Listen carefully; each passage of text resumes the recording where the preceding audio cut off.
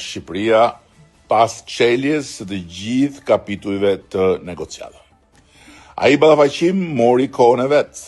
Në ndërkohën që molotovarët e Tiranës ulshuan të dëshpëruar në një ofensiv të pashoqe energjie negative, ulshuan rrugëve për ta djegur me do e mos Shqipërinë në sytë e botës, gëzonin si fëmijët kur fotot e kazanëve me flak apo të molotovëve të flakadanëve që hidheshin në për Tiranë bënin xhiro në median e botës.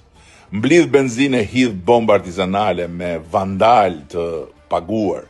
Ulshuan po ashtu kanaleve e portaleve të Shqipërisë për t'i helmuar shqiptarët. Mblidh dhe hidh jarg urrejtje politike pasqyr më pasqyr. Ulshuan në për Europë me thas, balte e lumi proverbiale krejt edhe ajo që ka ndodhi me të ashtu quajturën vizitë treditore në Ministrinë e Jashtme në Berlin.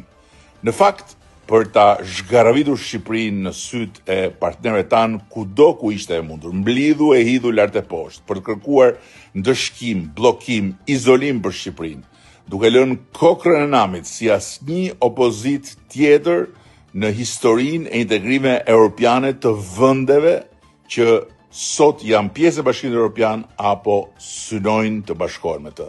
Thanë se rruga europiane ishte bllokuar, thanë se Shqipëria ishte më në fund dëshkuar, thanë se qeveria jonë ishte krejt e izoluar. U gënjyen si gjithnjë nga ajo mendja e tyre e cekët dhe mbrapsht dhe në fund humbën me turp. Dhe Shqipëria fitoi përsëri me mund, me dinjitet dhe me krenari kështu më 26 maj në Bruksel, konferenca ndërqeveritare Shqipëri-Bashkimi Evropian vullos përmbylljen me sukses të fazës hyrëse dhe hap fazën përfundimtare të negociatave për antarësimin e Shqipërisë në Bashkimin Evropian. Kemi ngjitur një tjetër lartësi të vështirë, drejt majës ku do të arrijmë me çdo kusht brenda kësaj dekade dhe ku do të vendosim flamurin e Skënderbeut dhe të Ismail Qemalit aty në oborin e shtëpisë madhe të Europës bashkuar. Mbështetje financiare e Bashkimit Evropian ka ardhur nga Brukseli, ndërsa është vendosur çelja e fazës përmbyllëse të negociatave, është njëkohësisht vijuar dhe me çeljen e një tjetër fondi për Shqipërinë në kuadër të planit të rritjes për Ballkanin Perëndimor. 49 milion euro, të cilat e çojnë mbështetjen deri këtu në 212 milion euro, ose shifra më e lartë e përftuar nga vendet e rajonit prej planit të rritjes.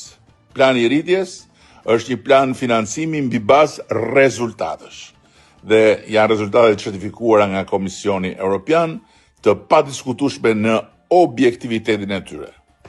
Sepse ndryshe nga sa e përflasin ditë dhe natë ata që në fund gjithmonë humbasin, Shqipëria jonë, Shqipëria Evropiane që po ndërtojmë është një histori suksesi. Një histori që nuk shkruhet me britma, nuk bëhet me shpifje apo